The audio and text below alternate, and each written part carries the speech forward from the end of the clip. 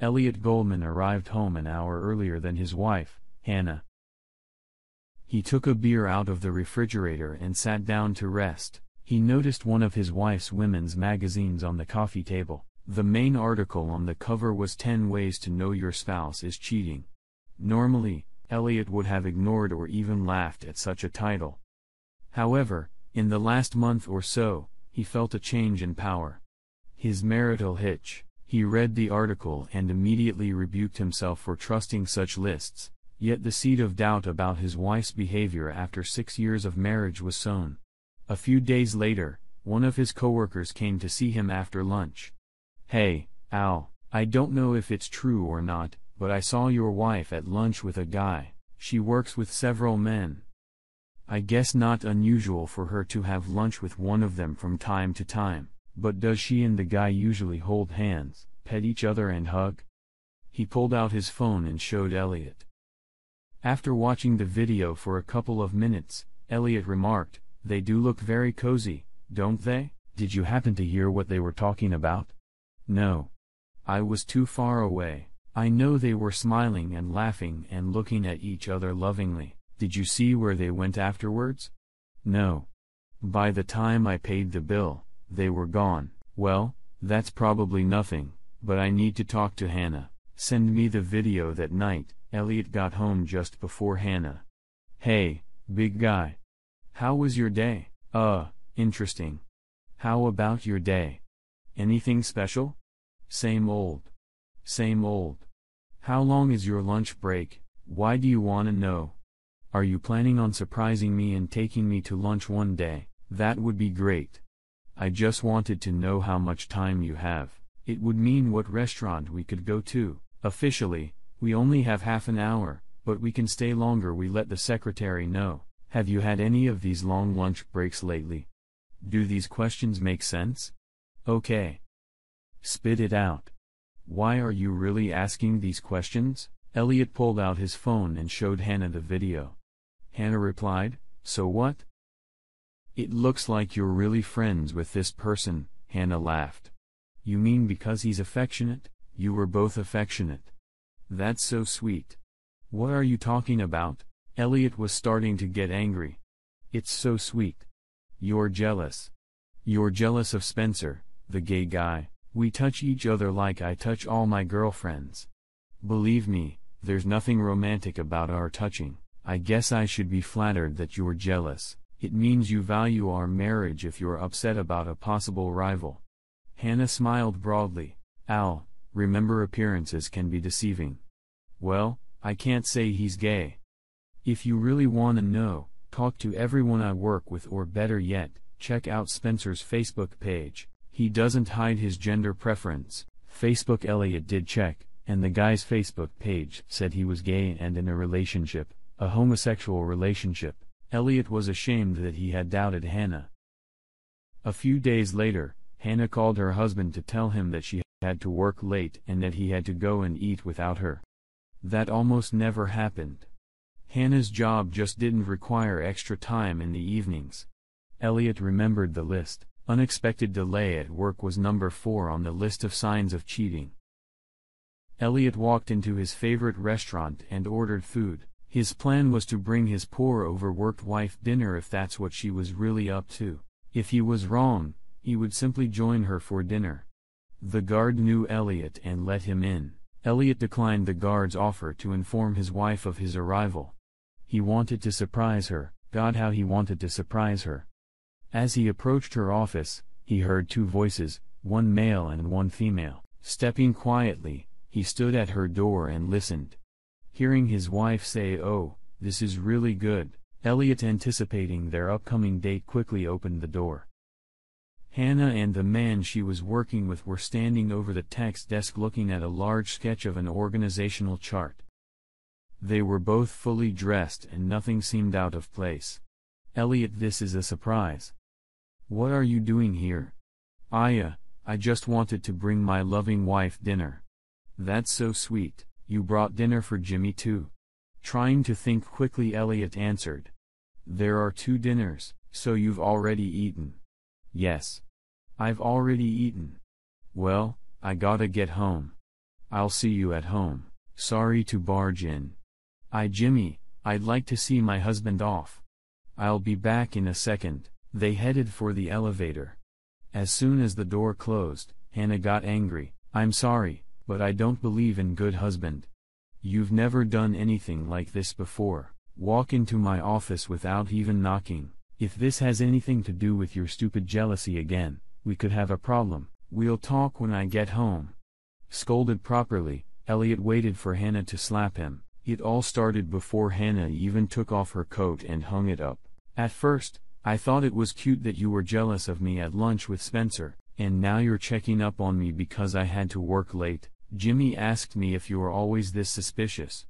Elliot, this is getting more than annoying. If you think I'm making fun of you, I wanna hear it now. She stood with her arms crossed over her chest and frowned. Well, the thing is I love you very much, and I know that other men appreciate your beauty as much as I do. I've always considered myself so lucky to be married. I find it hard to believe that other men don't hit on you. I'm afraid you like it. What a load of crap. Well, other men hit on me. Not a lot, but sometimes. But that's not the problem. The problem is that you think I'm actually capable of responding to advances. Are you really that insecure about our relationship? If so, I suggest you pull your head out of your ass immediately. Comprende? Yes, dear. I'm sorry. Please don't be mad at me. I love you so much. Well, you can't love me in bed tonight. You need to sleep in the guest bedroom tonight. Although I hope you don't stay up all night figuring out what you need to do. Hannah headed to the bar and poured herself a drink. Elliot went to get the guest bedroom ready. It was chilly in the Goldman house that night. Elliot was glad that Hannah didn't seem so upset in the morning. Elliot, I'm really sorry I left you last night. I'm just disappointed in what you seem to think of me and my possible betrayal. Look, I take my marriage vows very seriously. I haven't been involved with anyone since we got married and I don't intend to. You can't seem to understand that appearances can be deceptive. Furthermore, I have never doubted your commitment to our marriage. I suppose I can expect the same. I just don't understand why it isn't. After making that statement, she burst into tears. Elliot felt miserable. I'm sorry, honey. You helped me come to my senses. Please forgive me. I won't doubt you anymore. Hannah walked over and kissed Elliot. Let's put all this talk of spying and adultery behind us. Our marriage is too important to us to sabotage it by mistake. Remember, we will soon be adding little ones to our family. We can't raise children in an atmosphere where one of us doesn't trust the other. That's enough for today. I'll see you at dinner, and I won't be working late. She smiled slightly. Over the next few days, Elliot tried his best to do things he hoped Hannah would appreciate. Flowers, candy, chocolate nuts, and caramel bars, and taking her out to dinner. The atmosphere at home softened considerably. One evening, Elliot was balancing his online account and his online credit card account. Everything seemed fine until he got to the account for the joint credit card with Hannah. 3 days at a local 2-star motel were charged. He realized that those 3 days were the days of his business trip. Damn.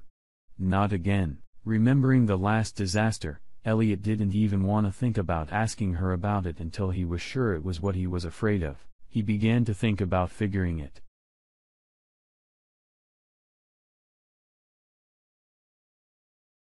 Elliot went to the hotel and asked the porter if he had been on duty those 3 days. He then asked if the hotel still had security footage from that period.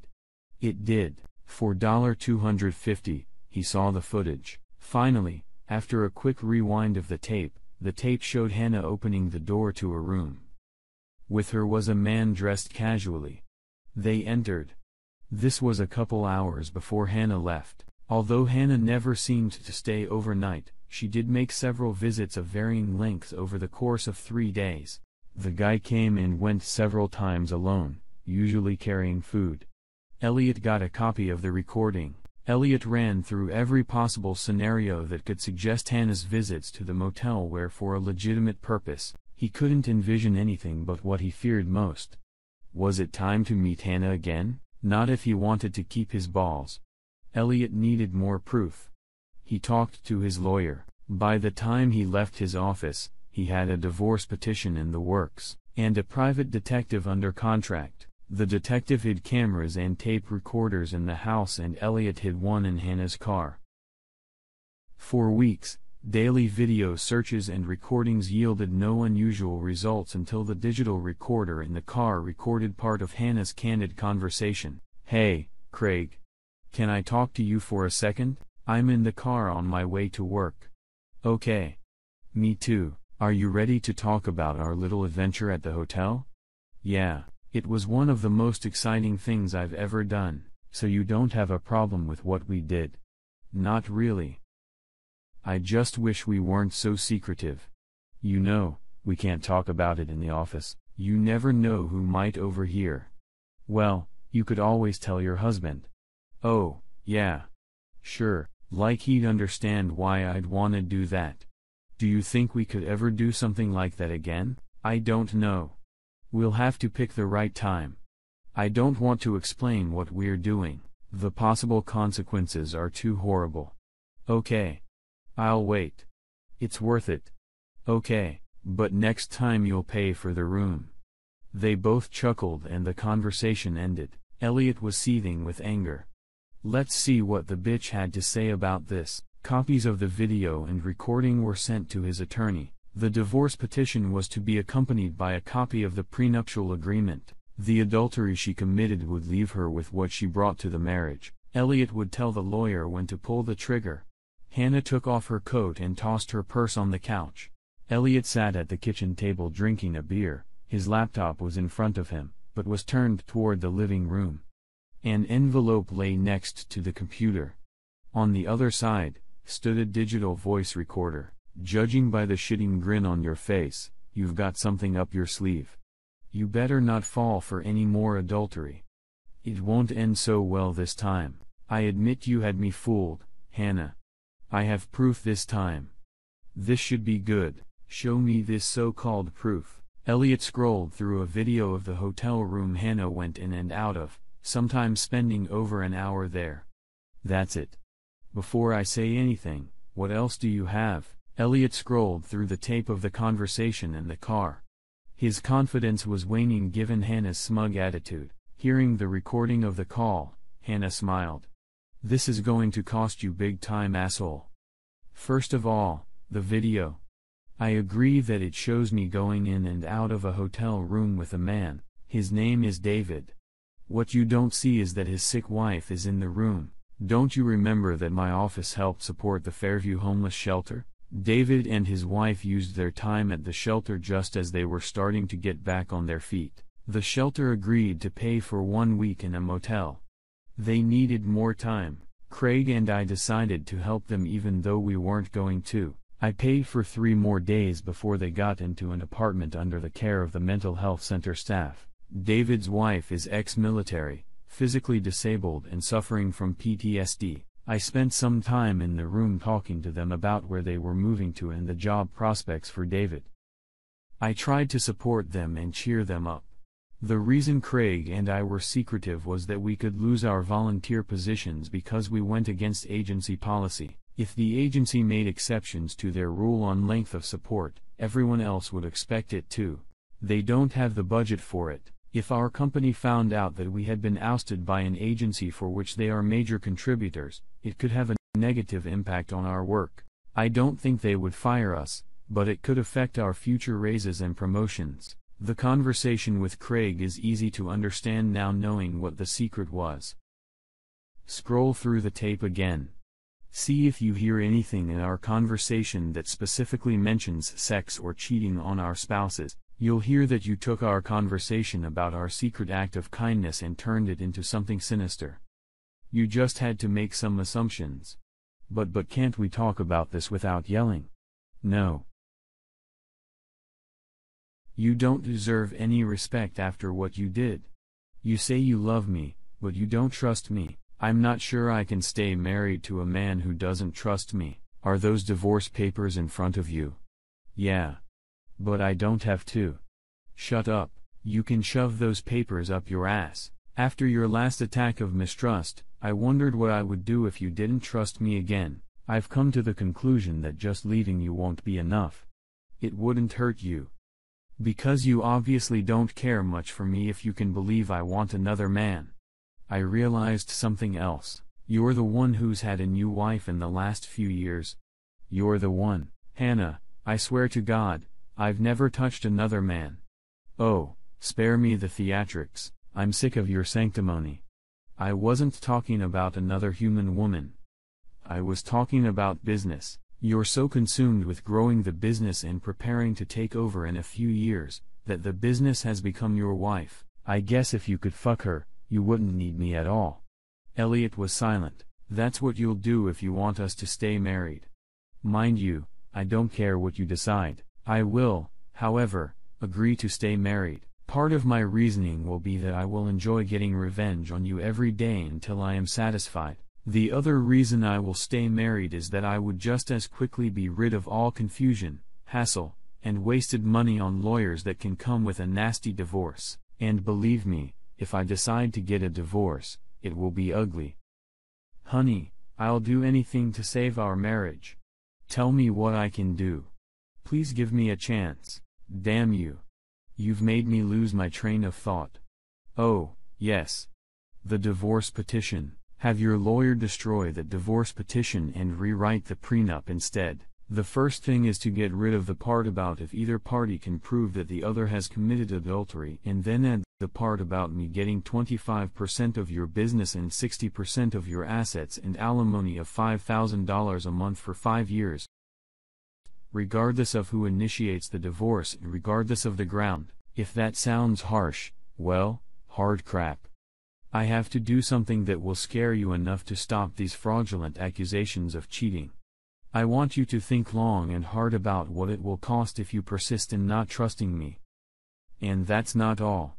If I ever hear, see, or even feel you checking out my cheating, I will castrate you. This signs of cheating crap stops right here right now. What I said are the terms on which we can stay married. Call me when you decide. Hannah left the house and drove away. Elliot was desperate. Why can't I learn? I'm such a fool. I should have trusted her. What will happen to my trust in her? Maybe she's right about me focusing more on the business and not on her. I really don't want a divorce. Maybe I don't deserve her. At least I get to kiss her ass for as long as it takes. I guess I'm lucky she's giving me a second chance. He called his lawyer and told him to drop the divorce and renegotiate the prenup instead. His lawyer protested vigorously, but to no avail. The next day, Elliot got a call from a private investigator. You still want me to look after your wife? No. Just send me the last bill. I can't right now. I have to see how long it takes me to remove all the cameras and recorders, but you could save money by taking them down and returning them to me yourself. That would help me since the catch the adulterer business is really booming right now. You know what they say? Blessed are the crooks because they keep private investigators in business. He grinned. Of course, I can do that. Elliot left work early in case Hannah came home. He took down all the cameras, which wasn't an easy task. Some were in high places, and he strained his back as he searched. When he reached for the recorder in the kitchen cabinet next to the house phone, he accidentally pushed it even deeper. Trying to reach out and reach for the tape recorder strained his back even more. He barely made it to the chiropractor in time. Fortunately, the chiropractor was able to provide assistance. He was given muscle relaxants and told not to strain his back for a month or so. Elliot had a new prenup ready to go. He was about to call Hannah to sign when the private investigator called. Hey, kid, I thought you already handed me the gear. I need it as soon as possible. Oh, crap. I hurt my back trying to get the last tape recorder. I forgot all about it on my trip to the chiropractor. I have everything in my basement except one tape recorder. I'll go home right now and bring it all to you this afternoon. After lunch, Elliot headed home. It was obvious that Hannah had made breakfast and hadn't cleaned up. Elliot reached for the last recorder. Not wanting to injure his back, Elliot pulled out a grabber. It took a few tries, but Elliot grasped the recorder and pulled it out. He noticed that there was a recording from the last time he checked. On the way to the office, Elliot decided to listen to the tape. It was Hannah and the man he mistook for Craig. It was a face-to-face conversation, not a phone call. They were together in the living room, he assumed. He heard Hannah offer, "Do you want to have a drink first?" "Yeah, we've got plenty of time, haven't we?"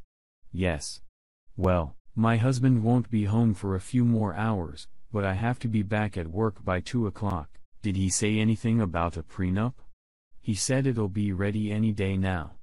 I can't wait to file for divorce and be a single woman again, a rich single woman." "Hey, what about me? I thought we were getting married. Don't you think your wife will be upset that we're getting married?" "It's okay. I'm just waiting for the right time. I don't want to be completely impoverished because of her, but your sweetheart's about to get obscenely rich. Don't you think I won't take care of you?" "But you don't have any money yet, do you?" "Great. Another man who doesn't believe in me," Hannah laughed. "I have to admit you handled that flawlessly. Magazine article on the coffee table, yay lunch. God, I had to put up with that fruit for 3 lunches before the damn friend of Elliot finally saw us. I was afraid I'd have to fuck Spencer on the table to get his attention, then evening work with Jimmy. Good thing, Elliot showed up on time. Jimmy was upset that he had to stay late at work for something that could obviously be done during the day in 15 minutes. How did you know about the cameras and recorders? I just assumed that his lawyer would recommend it. I looked for a couple days before I found them in the house and one recording device in the car. I just checked. They're all off now. The best part is the motel charge and the fake phone call. I'm glad you gave me the script. I think I would have ruined it if I had to improvise. I had to choose my words carefully so they could be interpreted in 2 ways. It worked perfectly. Everything worked perfectly. You're so smart. It's scary. Well, there was one trap that didn't work. Did you forget about the marks on my panties? I was hoping he'd find them and accuse me of cheating. Then I'd make him take a test where he'd find out it was just mayonnaise. It would be fun to attack him for being jealous of mayonnaise. Do we really have to wait for real sex yet? I'm very horny. You know, I wanted to be very careful not to have sex in case Elliot got lucky and discovered us. Still, I think we're safe now. There's no way Elliot will spy on me again. Even if he suspects something, he'll be too scared to do anything about it. That's the beauty of my plan. Since he won't be checking up on me, we can have sex without worrying too much. I'm more than ready for today. This is the first time we've had more than an hour. Just think. Soon, we can fuck all day and all night as much as we want, and we can do it in Hawaii, Rio, Bermuda, or the penthouse of the Hyatt Hotel. I'll still keep our current sex life with my wife on a slow burn to be safe. We are too close to explode right now. Tell me again, how long do you have to wait before you divorce her? It'll be a couple years before she turns 30 and inherits her grandfather's share of the business. He'll pay us a fortune, 7 to 8 figures, to get back the 25% of his business that I'll get in the divorce. He would never give up that much control. Don't worry, baby, we can have sex, but only when the time is right and Elliot can't catch us. 2 years? I don't know if I can take it that long. Honey, we've accomplished what we've accomplished by being smart and careful. Just hang in there a little longer. I promise I will rock your world as many times as you can stand it. Think about what we're doing today as an appetizer. By the way, you need to get more involved in your divorce, or I'll start looking for another guy. You better be kidding. I'm good. I'm gonna go see a lawyer soon and get started. I guess I really don't have to worry about what I'm getting out of my marriage as long as I'm with you. So time for the bedroom? No. I don't want to mess with new sheets. Let's do it on the carpet. It'll look dirtier and more interesting and easier to clean. I bet I could get undressed faster than you. I heard a rustle around me. The worst part was what she said. I can feel you so much better than my weak husband. Take me harder, baby. Fuck me harder. Elliot was almost catatonic. After regaining consciousness, he went back to his office. He called his detective and said he wanted to buy the remaining tape recorder. The rest of the gear would be returned. He called his attorney, who was happy to go back on the divorce decree and forget about the new prenup. Elliot told Hannah that there was a problem. His lawyer had quit because he thought a new prenup was not in Elliot's best interest. He promised her that he had a new lawyer who only cared about getting paid. The new prenup is due in about a week. In the meantime, Elliot took care of business. 10 days later, Elliot asked Hannah to meet him at his home. Hannah was shocked to see a replay of the last scene at the house. Elliot, a laptop, a tape recorder, and an envelope lay on the kitchen table. Once again, Elliot had to just swallow the canary expression on his face. This better not be a repeat of what happened last time. I'm going to get the sharpest knife we have. You should have said, show me the proof. Hannah had an uneasy feeling. She rummaged through her memory trying to find some proof. She couldn't think of anything. Okay, Sherlock. What have you got? First, Elliot scrolled through the tape of her conversation with Craig. But all the recording devices had been confiscated. She started to panic. It's illegal to record private conversations. You can't use it in court. Elliot then turned on the video on his computer. It was Craig. Craig confessed to everything, saying it was Hannah's idea. He's lying. You must have bribed him or threatened to tell his wife. I'll crucify you in court. In court, video and recordings were allowed as was not a criminal trial, and the crucified person was Hannah. The prenup was honored, and she left the marriage with what she went in with, just under $3,000. What's more, she owed her lawyer a huge debt, but the lawyer was out of luck. Hannah disappeared with the money and the car.